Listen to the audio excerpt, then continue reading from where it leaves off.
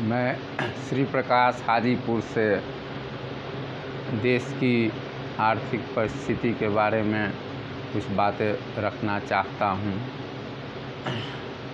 आज़ादी के उपरांत देश में मिश्रित अर्थव्यवस्था को प्रारंभ किया गया। देश के प्रथम प्रधानमंत्री पंडित जवाहरलाल नेहरू, जो सोवियत क्रांति से प्रभावित थे, उन्होंने देश में समाजवादी व्यवस्था को बढ़ावा देने का प्रयास किया और जितने भी मूलभूत उद्योग थे उन उद्योगों को सार्वजनिक क्षेत्र में रखा गया, दूसरे उद्योगों को निजी क्षेत्र में स्थान दिया गया और एक मिली जुली अर्थव्यवस्था, जिसे मिश्रित अर्थव्यवस्था कहते हैं, उसे पंडित नेहरू ने प्रारंभ किया।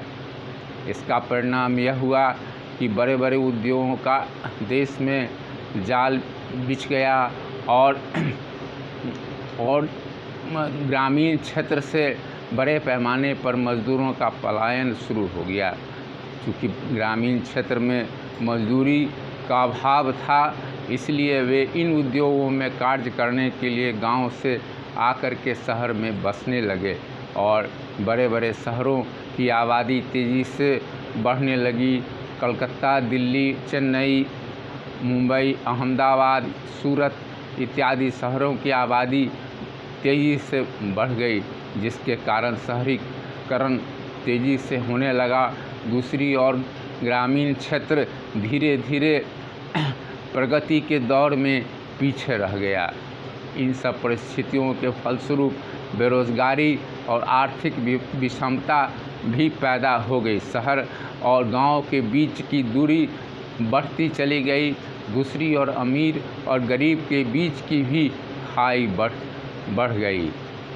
बड़े शहरों में पर्यावरण प्रदूषण की समस्या, शहरी मजदूरों के लिए उचित आवास की समस्या, कुपोषण की समस्या उत्पन्न हो गया। इसके साथ साथ बड़े शहरों में अपराध की प्रवृत्ति भी देखने को मिलने लगी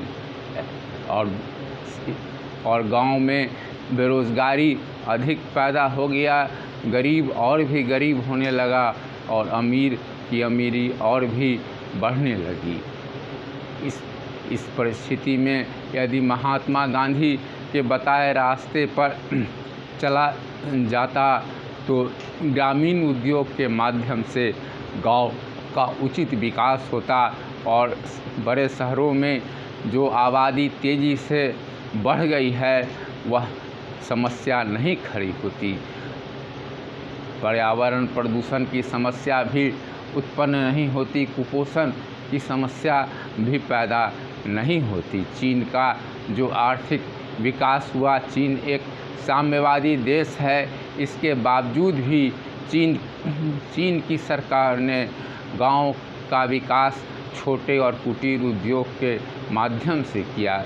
चीन के अधिकांश गांवों में कुटीर उद्योगों का जाल बिछा हुआ है और आधुनिक तकनीक से छोटे उद्योगों को चलाया जा रहा है, जिसके कारण चीन में ग्रामीण क्षेत्र में खुशहाली आ गई है और बेरोजगारी की भी समस्या बहुत हद तक दूर हो गई है। भारत में आवश्यक उद्योगों को बड़े क्षेत्र में रखना होगा, चाहे वह सार्वजनिक क्षेत्र हो या निजी क्षेत्र हो, और उपभोक्ता वस्तुओं को छोटे एवं मध्यम उद्योग के माध्यम से उत्पादन करना होगा और उसका केंद्र जो है गांव को बनाना होगा।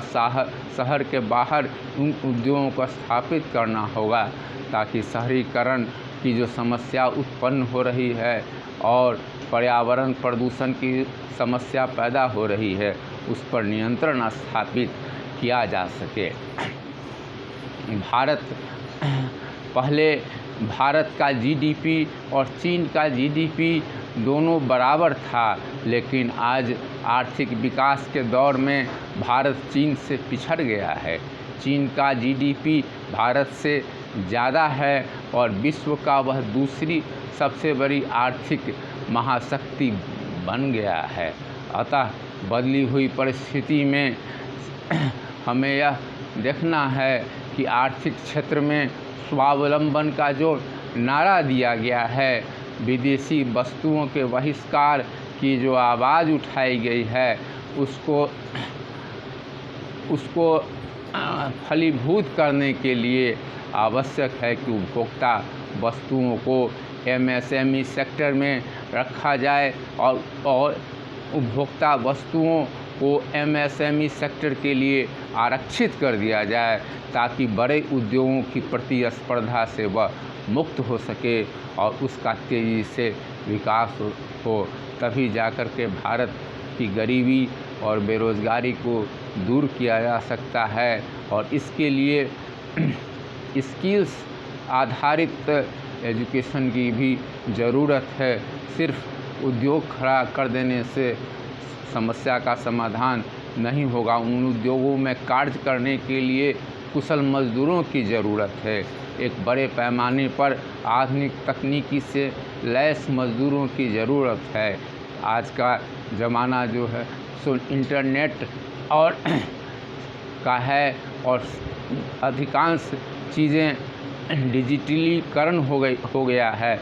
इसलिए नेट और उससे संबंधित जितने भी परियोजनाएं हैं, उससे सामान्य मजदूरों और सामान्य मध्यम वर्ग को अवगत कराना होगा।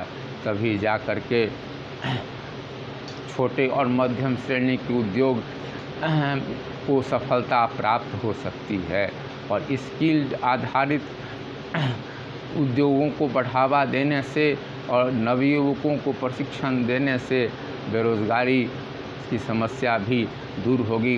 हर व्यक्ति आत्मनिर्भर होगा और एक ग्रामीण केंद्रित अर्थव्यवस्था के जन्म होने से भारत का जो ग्रामीण समाज था वह फिर से उन्नति के शिखर पर पहुंच सकता है और एक सुंदर राष्ट्र का निर्माण होगा जो शोषण रहित और समता युक्त भावना से परिपूर्ण हो।